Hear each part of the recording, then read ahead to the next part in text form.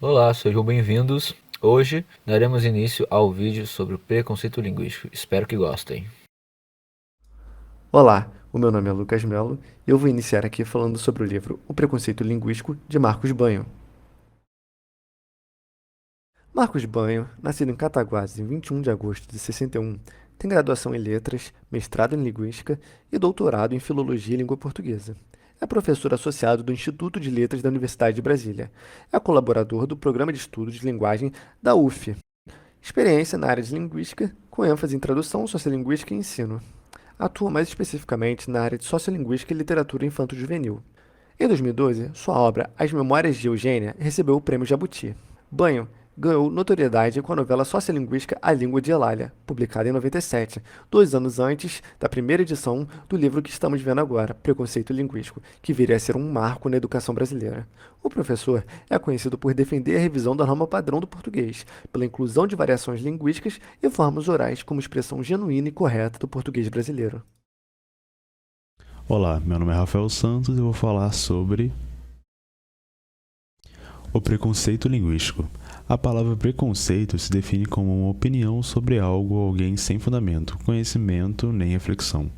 Um exemplo comum disso na linguagem é afirmar que outra pessoa está falando de maneira errada simplesmente por causa de seu sotaque.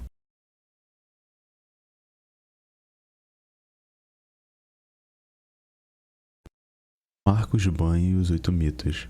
No livro Preconceito Linguístico, Banho utiliza o conceito dos mitos linguísticos, uma série de 8 ditos populares muito propagados na língua portuguesa, como uma forma de se aproximar do leitor, utilizando de algo que ele já teve um breve contato anteriormente. Agora, apresentaremos um pouco mais sobre cada um dos mitos. Primeiro mito.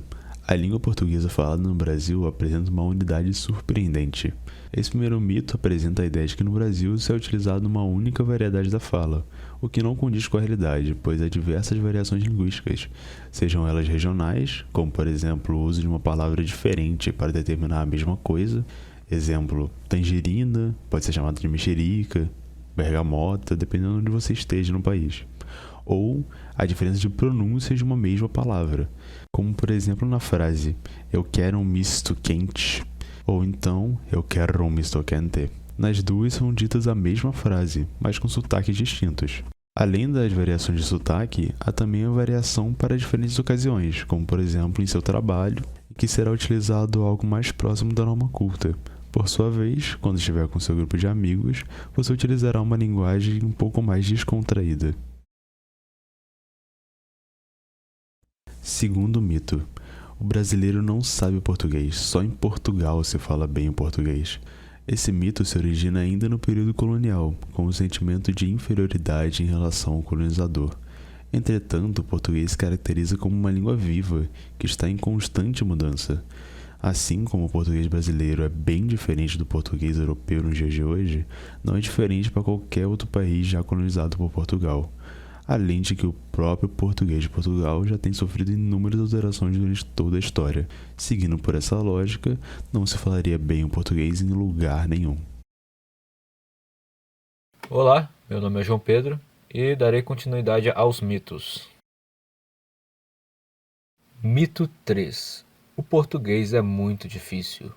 O mito 3 baseia-se no fato de que as nossas regras gramaticais são fundamentadas na norma gramatical de Portugal, ocasionando então um aprendizado de regras que não corresponde ao que realmente falamos e escrevemos no Brasil. Sendo assim, concluímos que o português só se torna difícil por aprendermos algo que não tem significado algum para o nosso uso, visto que os brasileiros vivem uma realidade muito diferente da dos portugueses, virando assim um monte de imposições a serem decoradas. No dia em que nossa língua se concentrar no uso real, vivo e verdadeiro da língua portuguesa, é bem provável que ninguém continue a repetir essas bobagens. A dificuldade acontece por causa da cobrança indevida e também por parte do ensino tradicional, de uma norma gramatical que não corresponde à realidade da língua falada no Brasil.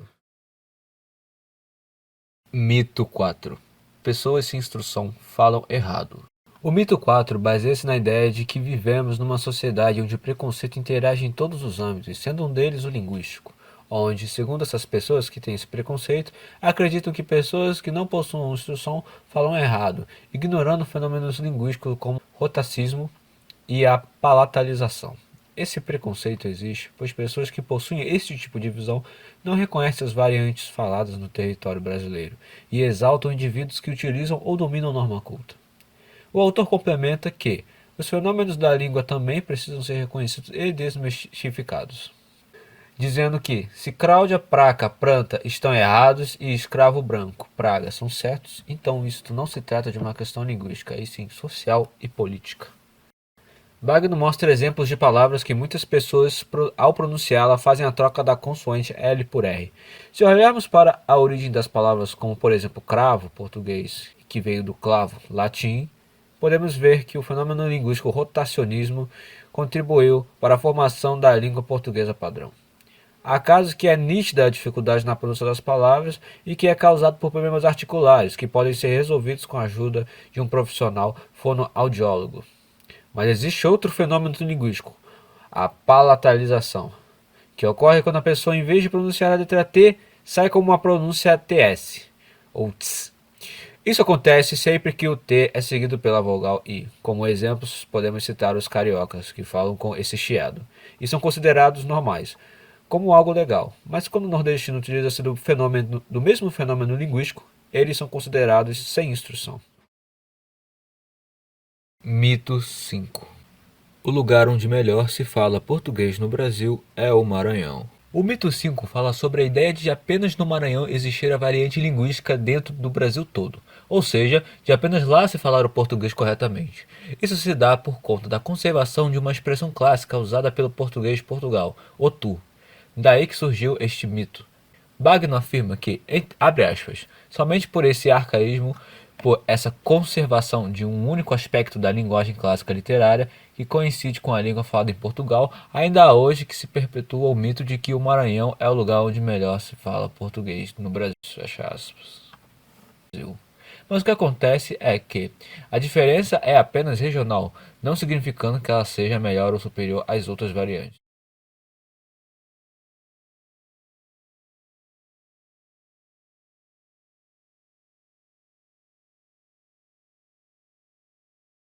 O mito 6 fala de que todos os falantes da língua portuguesa no Brasil devem falar de acordo com a sua ortografia. Porém, como Bagno já mencionou antes, existe o fenômeno da variação linguística, ou seja, nenhuma língua é falada igualmente em todos os lugares, assim como não são todas as pessoas que falam de modo idêntico. Não podemos negar que a ortografia sim é essencial, porém, não podemos criar uma variante artificial e reprovar todas as outras variantes por apenas serem que não nos agrada.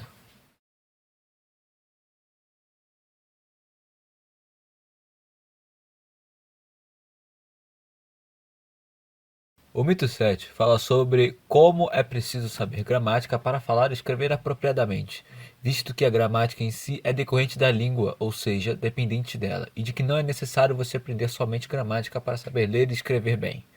Bagno ainda usa de exemplo Platão, cujo qual não consultava nenhum tipo de gramática na produção de suas obras, e de qualquer maneira se tornou mundialmente famoso por causa das mesmas.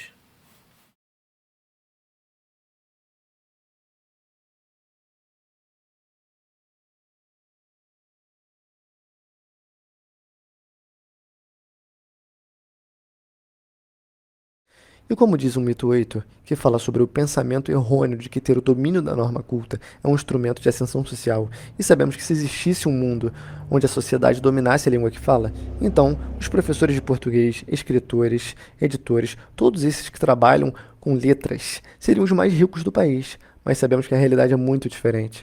Por exemplo, fazendeiros proprietários de grandes terras podem não ter cursado nem a escola de direito, mas são detentores de grande influência social e política no país pelo poder aquisitivo que possuem.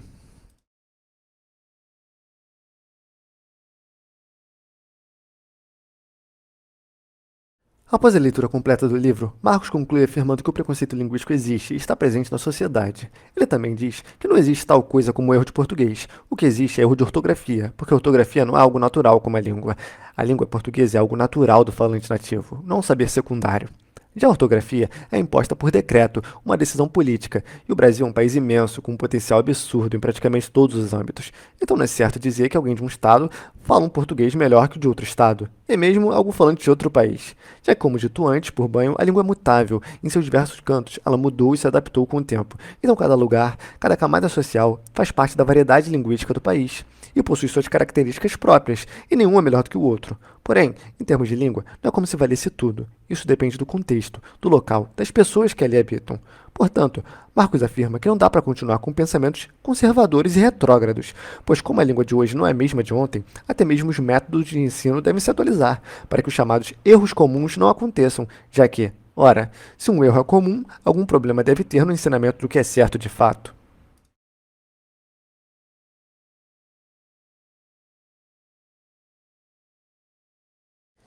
Esse livro contribui nos trazendo conhecimento educativo novo acerca de questões pertinentes sobre o preconceito linguístico, uma delas como por que isso ocorre no país, e nos mostra soluções de forma criativa e simples. O autor utiliza diversas ferramentas da linguagem, trazendo uma abordagem mais próxima do leitor, fazendo com que sua leitura não se torne maçante e sim interessante.